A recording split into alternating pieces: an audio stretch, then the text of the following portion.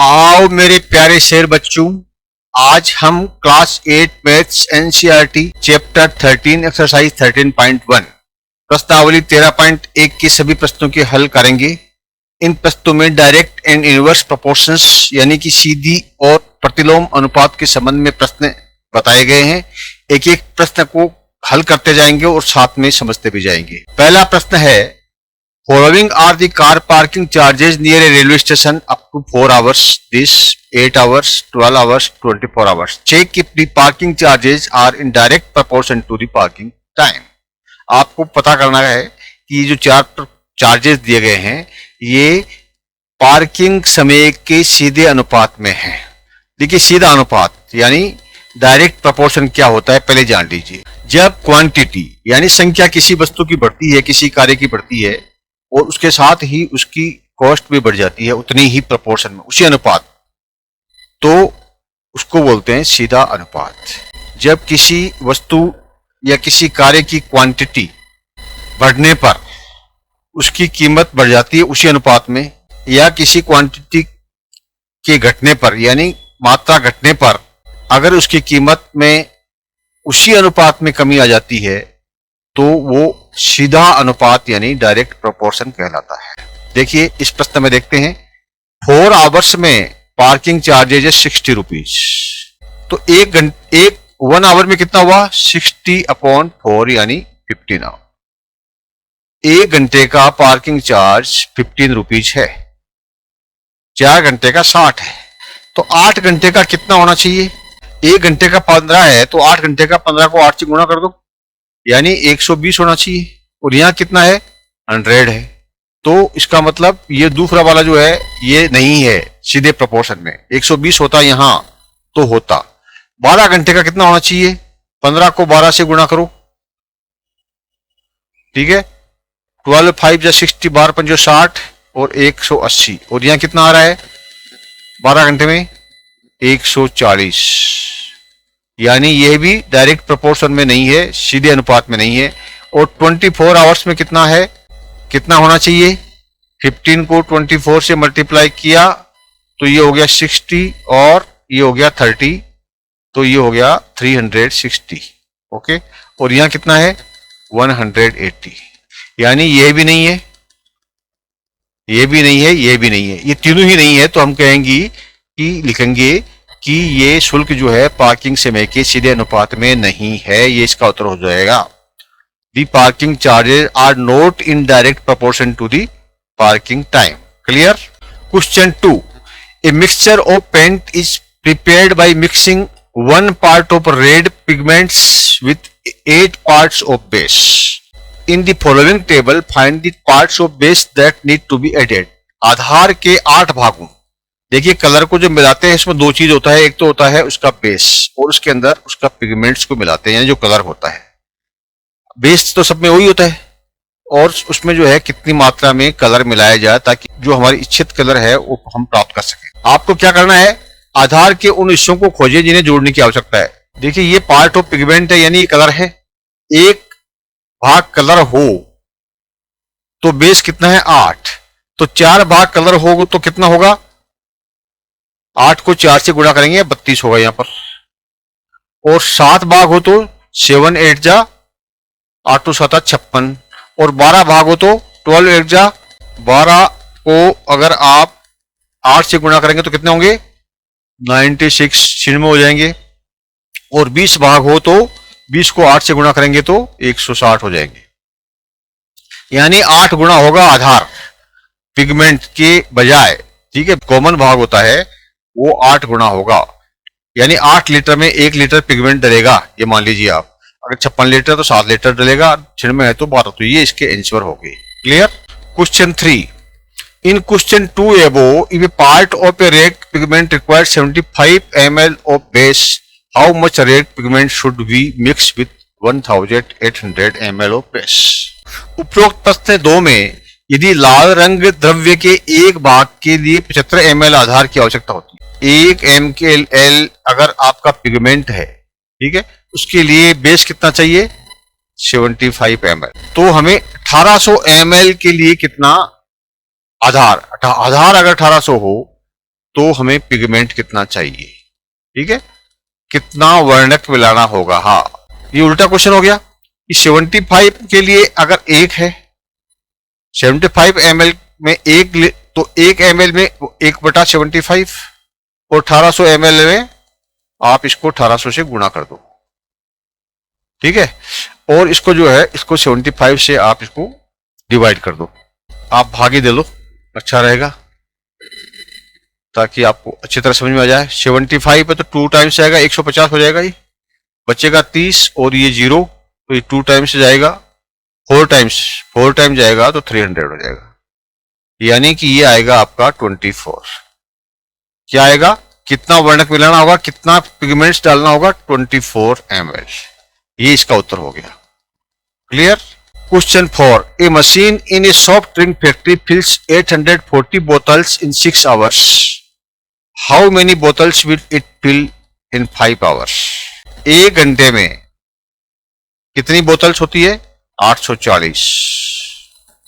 A machine in a soft drink factory fills 800 bottles in 6 hours। 6 घंटे में, 6 hours पे 840, तो एक घंटे में इसका नीचे कर दो 840 बाई 6 और 5 आवर्स में कितनी होगी, इसको 5 से गुणा कर दो, 840 बटा 6 गुणा 5। अब इसको कट जाएगा तो कितना हो जाएगा, 140, 140 और इसको गुणा करेंगे 5 से तो कितना हो जाएगा, 700 बोतल इसका आंसर आ जाएगा।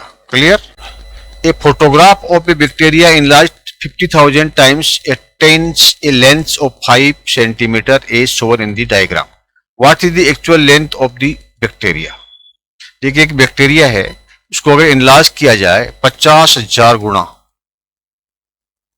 ठीक है, एक फोटोग्राफ ऑफ ए बैक्टीरिया, एक फोटोग्राफ है, एक फोटो है बैक्टीरिया का, उसको 50,000 टाइम्स इनलार्ज किया जाए तो उसकी लेंथ कितनी हो जाएगी, 5 सेंटीमीटर हो जाएगी, ठीक है, एक है इसके 5 सेंटीमीटर हो जाएगी। What is the actual length of the bacteria, 50,000 से गुणा करने पर 5 सेंटीमीटर होती है, तो उसकी असली लंबाई क्या है। If the photograph is enlarge 20,000 times only, what would be it's enlarge length. तो हमें क्या है कि देखना है, प्रोपोर्शन इसका निकालना है कि 50,000 पे होती है 5 सेंटीमीटर, 50,000 बार अब उसको हम इनलार्ज करते हैं, 50,000 गुणा करते हैं तो 5 सेंटीमीटर होता है, तो एक गुणा करेंगे तो क्या होगा, 5 सेंटीमीटर भाग 50,000। अब इसको हम अगर सरल करते हैं तो क्या करेंगे, इस 5 को इसको काट देंगे तो कितना हो जाएगा, 10,000 हो जाएगा, ऊपर कितना हो जाएगा, यानी 1/10,000 उसकी लंबाई है, ठीक है। उस बैक्टीरिया की जो फोटोग्राफ है उसकी लंबाई 1/10,000 और उसको हम अगर प्राइम रूप से लिखें तो क्या हो जाएगा, यह 10 का पावर कितना है, 4, ठीक है, यानी 1/10 का पावर नीचे है ये तो -4। ये है एक बैक्टीरिया के फोटोग्राफ की लंबाई है 1/10 पावर -4।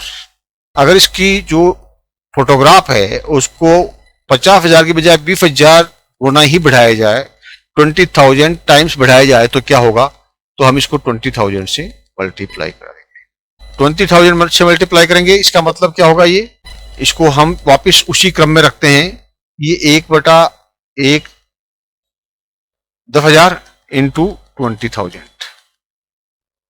तो अब इसको काट दीजिए आप, 4 0 से 4 0 तो कितना हो गया, ये 2 टाइम्स, ये इसका आंसर होगा। पहला आंसर क्या हुआ, 1/10 का पावर -4, दूसरा आंसर क्या हुआ, 2 times. Clear. Question 6, in a model of a ship the mast is 9 centimetre high. एक शिप है जिसका मॉडल बना हुआ है, ठीक है, शिप जो है एक है मान लीजिए, उस शिप का जो मॉडल है एक तो एक असल है, मॉडल यानी चित्र बनाते हैं, उस चित्र के आधार पर शिप का निर्माण करते हैं। इस मॉडल के अंदर इसका मास्ट जो है वो 9 सेंटीमीटर हाई, इसके ऊपर जो लगती है, ठीक है, ये कितना है, 9 सेंटीमीटर है मॉडल में, और एक्चुअल शिप में क्या है, ये 12 मीटर है। ये अगर एक्चुअल है तो कितना है, 12 मीटर है। अगर शिप की लंबाई 28 मीटर हो, if the length of the ship is 28 metre, how long is the model ship. मतलब आपका ये हुआ कि ये जो मॉडल है और जो एक्चुअल है इसका अनुपात क्या हुआ, 9 और 12 का, यानी 3 और 4 का। अगर ये 3 गुना है तो ये इसका 4 गुना है, ये 3 टाइम्स है तो ये 4 टाइम्स है। मॉडल का जो है 4/3 भी आप इसको बोल सकते हैं, मॉडल का 4/3 है ये। अगर length of the ship 28 metre हो, ये इसकी लेंथ जो है अब मान लीजिए 28 मीटर हो, तो मॉडल की कितनी होगी। तो आपको प्रोपोर्शन निकालना है। अगर ये 12 है तो ये 9 है, तो 28 है तो कितनी होगी 12 मीटर अगर लेंथ है तो मॉडल कितना है 9 मीटर। 1 मीटर लेंथ है तो 9/12, और अगर 28 मीटर लेंथ है तो 9/12 इंटू 28। ठीक है, इसको हम जो है हल कर लेते हैं। तो देखिए ये 4 से कटा तो 7 आ जाएगा, ये 4 से कटा तो 3 आएगा, 3 और 9 को काटा तो 3 आ गया, तो 3 इंटू 7 यानी 21 metre. Length of the model is 21 metre. Proportion से इसको अगर सीधा अनुपात हम निकालें तो 21 मीटर आ जाएगी। समझ में आ गया होगा। Question 7, suppose 2 kilogram of sugar contains 9 into 10 power 6 crystals. How many sugar crystals are there in 5 kilogram of sugar in 1.2 kilogram of sugar? देखिए 2 किलोग्राम में 2 किलोग्राम शुगर यानी 2 किलो चीनी में कितने क्रिस्टल्स है, 9 गुणा 10 का पावर 6। तो 1 किलो में कितना होगा 9 गुणा 10 का पावर 6/2, 2 का भाग दे देंगे इसमें। और 5 किलो में कितना होगा, इसको 5 से गुणा कर देंगे, 9 इंटू 10 का पावर 6/2 मल्टीप्लाई बाई 5। ओके, कितना हो गया, 9 को 5 से गुणा किया तो कितना हो गया 45 हो गया। 45/2 गुणा 10 का पावर 6। अब इसको देखिए, आप 2 को 45 को अगर काटेंगे तो भाग तो इस बराबर नहीं जाएगा ना, तो इसको हम करेंगे कि मान लीजिए इसको आपने भाग दिया तो ये 22.5 हो जाएगा। 45 डिवाइड बाई 2 तो क्या आएगा 22.5। अब 22.5 को 10 पावर 6 से मल्टीप्लाई करना पड़ता है। तो 22.5 का मतलब क्या हुआ, आप इसको ऐसे भी कर सकते हो कि 2.25 इंटू 10, 2.25 इंटू 10 तो कितना हो गया 22.5, और इसके बाद में जो है ये आपका 10 का पावर 6 है। अब ये 10 को आप जो है हटा दो यहां से, ठीक है, तो इसके अंदर एक जोड़ दो, इसको 10 का पावर 1 है, ये मल्टीप्लाई कर रहे हैं तो ये क्या हो जाएगा 22 इंटू 10 का पावर 7, 6 में एक जोड़ दिया, ठीक है। 2.25 का गुणा करेंगे 10 का पावर 7 से, ये इसका आंसर हो जाएगा पार्ट फर्स्ट का 5 किलोग्राम शुगर का। अब आप जो है अगर शुगर जो है 5 किलोग्राम की बजाय 1.2 किलोग्राम 1.2 किलोग्राम हो तो क्या होगा, वही फॉर्मूला। 2 किलोग्राम पे क्रिस्टल कितने हैं 9 इंटू 10 का पावर 6, तो 1 किलोग्राम पे 9 इंटू 10 का पावर 6/2, तो 1.2 किलोग्राम पे।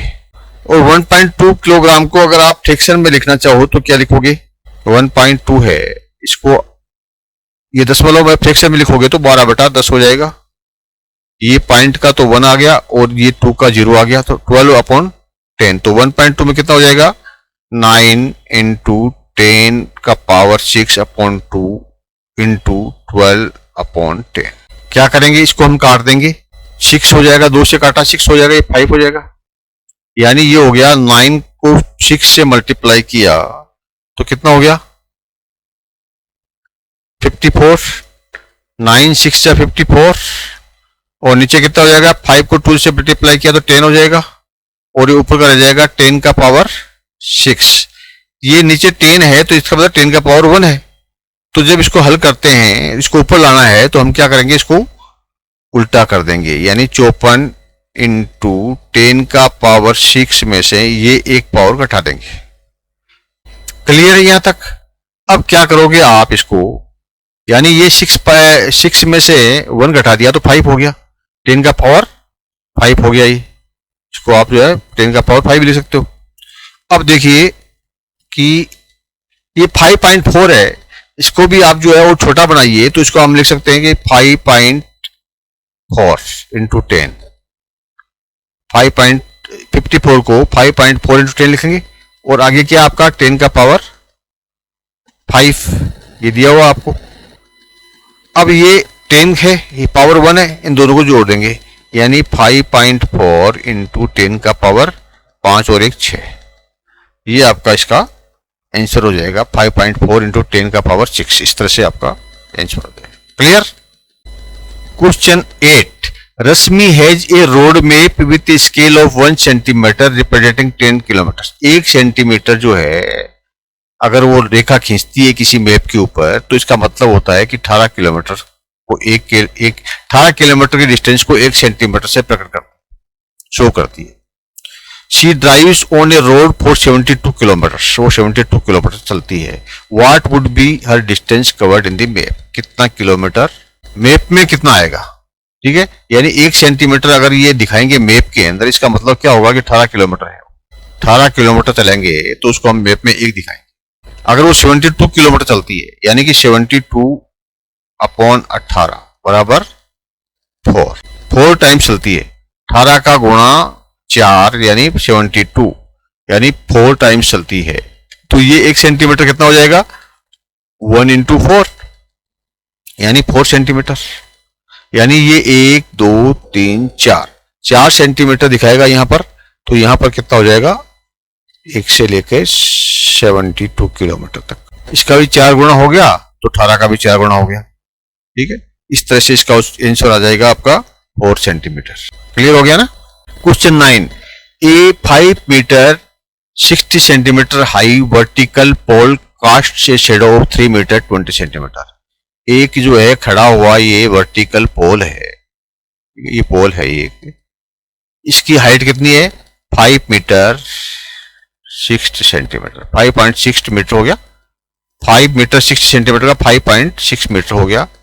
और ये जो छाया इसकी होती है, वो ये मान लीजिए इसकी छाया गिरती है इधर, ये कितनी गिरती है? इसकी छाया जो गिरती है वो गिरती है 3 मीटर 20 सेंटीमीटर लॉन्ग।